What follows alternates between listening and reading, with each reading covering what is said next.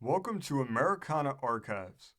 Today we have part 2 of the story with the headline, Indian War History, with the subheadline, Reminiscences of Old Strike the Ree, Old Dakota, and their contemporaries in the early part of the present century. Written by Creep Easy of Calamity Farm. Continued from the last installment. It says, in relating the account of Crazy Bull's disastrous adventure on the banks of Dog's Teeth Creek, Old Dakota narrated in substance the following interesting story. While this war party were encamped in a secluded place on a high divide between the North Fork of the Cannonball River and Dog's Teeth Creek, which overlooked the great trail that led from Lodgepole Hills to the Missouri, looking for an opportunity to surprise any small party of the enemy that might be traveling over that thoroughfare, they ran out of provisions and sent out young Crazy Bull to hunt for game. Striking down through a narrow defile in the hills, toward the north, he passed into an open valley. Wishing to avoid being seen by any enemy that might possibly be traveling on the great trail, he turned to the left into a forest of young timber, and about noon reached the banks of the creek. Going along a mile or two, he discovered fresh signs of buffalo. Being a good hunter and understanding the nature of the animals he was after, he cautiously worked his way through the underbrush and canebrake that grew along the margin of the stream. Turning a bend of the creek, he espied a fine-looking buffalo bull lying down under the leeward side of a hill, basking in the sun. He crept up on the windward side of the animal to within 30 or 40 yards of him, and drawing his bow, shot an arrow into what he considered his most vital spot. The shot was an indifferent one, and only wounded the animal in the side, but it only roused him, and crossing the creek, the bull took to the woods. Crazy Bull was an experienced hunter, and had killed a great many buffaloes, and knew their temper in every sort of situation. He knew that those animals, when in large herds, were easily mastered, but was well aware that when wounded and alone, they were dogged and dangerous. He therefore followed his prey cautiously for about a mile, when the animal lay down again. But the bull, being suspicious, rose before the hunter came near enough to shoot, and after going a short distance stopped, and the Indian got within 40 or 50 yards of him, watching an opportunity to strike him mortally. The beast, seeing his enemy so near, wheeled around, facing him, and dropping his huge shaggy head down close to the ground, as is the custom when attacking one another, sullenly stood his ground, with his massive head lowered and his back horns, which curved out of a mass of shaggy hair, presented to his assailant, his mouth open and tongue out, his eyes glowing venomously, and his tufted tail lashing his sides. All made him look like a terrible picture of mingled rage and despair. The Indian, seeing the temper the animal was in, and knowing what a serious antagonist he was when aroused, shot another arrow into the enraged animal as he was advancing upon him, and immediately turned and fled. In running down a short incline, he caught his foot in some grapevines and fell headlong to the ground.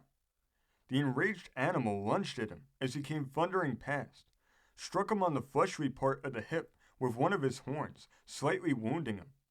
Before the beast could wheel around upon him again, he rose and made a push for a large tree that stood near him. A few feet from the tree grew a sapling 4 or 5 inches in diameter, which fortunate circumstances materially contributed towards saving his life. The buffalo now followed up his purpose of destroying his adversary, and a system of attack and defense commenced that is perhaps without parallel. The wounded bull pursued him round and round the tree, jumping at him in the peculiar manner of that animal when he reasons there is a chance of hitting the object of his fury, while the Indian, grasping the tree with his arms, swung himself around it with greater rapidity than the animal could follow. In this manner, the buffalo continued to harass him more than an hour, until his hands became so sore with rubbing against the rough bark of the tree, and his limbs so fatigued that he became disheartened. In going around the tree, the buffalo would sometimes pass between it and the sapling, but the distance between them was so narrow that it inconvenienced the pursuer, especially when he wanted to make his jumps at his adversary. He therefore frequently went around the sapling instead of passing between it and the larger tree, consuming more time and thus enabling the young hunter to breathe and consider how he should defend himself. After more than an hour of fruitless labor, the bull seemed to have lost his pristine vigor and became slow in his motions. He would make a short stop preparatory to his jump at his foe, and doubtingly, as if he saw that his efforts were not effective. It was evident he was baffled and was considering what he should do. Still, continuing his course around the tree, he at length made an extraordinary feint that does honor to the reasoning powers of the buffalo family. He continued to walk around the tree as usual, made a short start as he had been accustomed to do, and when the Indian swung himself around the tree, the bull, instead of aiming his blow as he had formerly done, suddenly turned to the side where the Indian would be brought when he swung himself around, and struck with all his might.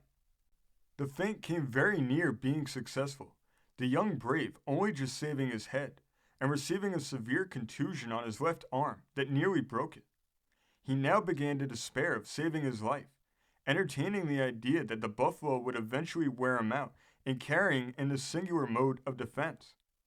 He became desperate and was thinking of leaving the tree and permitting the animal to destroy him as a mode of saving himself the pain and anxiety that were becoming intolerable. But the buffalo, just at that time giving decided symptoms of being as exhausted as himself, now stopped for a few minutes, and the young hunter took courage. Remembering that he had his butcher knife in his belt, he took it out and began to contrive plans of defense. When the bull, having rested a while, recommended his old round, he took advantage of the slowness of his motions, and using a great deal of address and management, contrived in the course of a few minutes to cut him in several places. The animal now became weak from loss of blood, and although he continued to walk round the tree, he made no more jumps at his antagonist, contenting himself with keeping his head and neck close to the tree.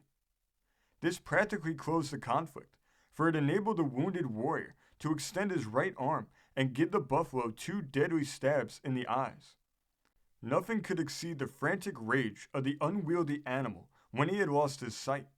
He bellowed and pawing the ground gave every sign of conscious defeat and ungovernable fury. After leaning against a sapling a while, he knocked himself down by rushing headlong against a large tree in his endeavors to deal his foe a death blow in his last struggles. The contusion received in this attack terminated this strange and tragic combat. The buffalo was unable to rise, and the conqueror, stepping up to him, cut his throat and let him bleed to death. Then, after resting himself, he cut a portion off from the carcass, and during the night managed to crawl back to camp. Of the intense anxiety of mind produced on the hunter, an idea may be formed from the fact that more than a week had elapsed since the encounter when the French trapper reached the camp of the war party, and even then his agitation of mind was such that frequently during the night he would jump up from his couch and grab some warlike weapon as if he was in the act of defending himself from some imaginary foe. And the writer was informed that it took months before he gained his usual tranquility of mind and stoic indifference to danger that was characteristic among the Missouri River Indians in those days.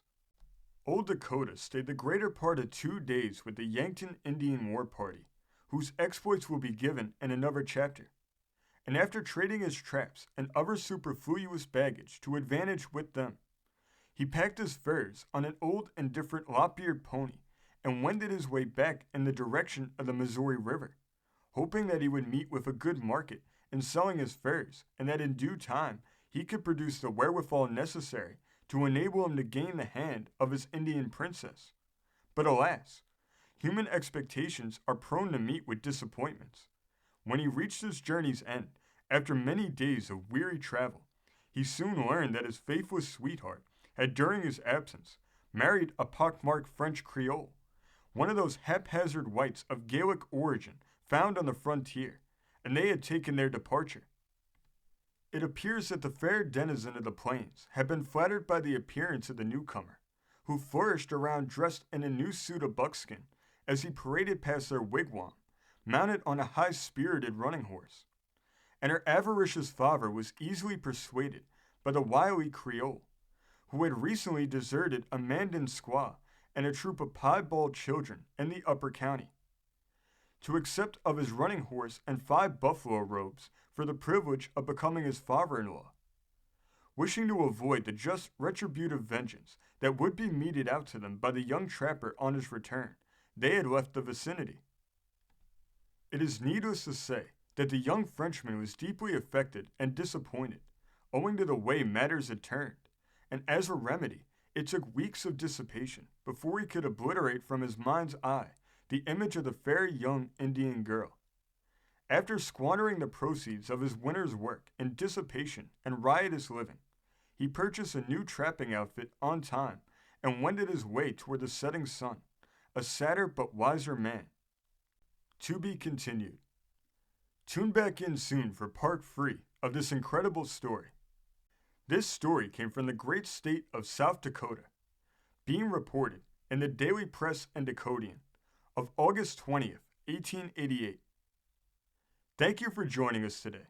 If you want to continue to uncover all of America's lost and forgotten history, then remember before you leave to hit the subscribe button, hit the notification bell, and remember to like and comment below.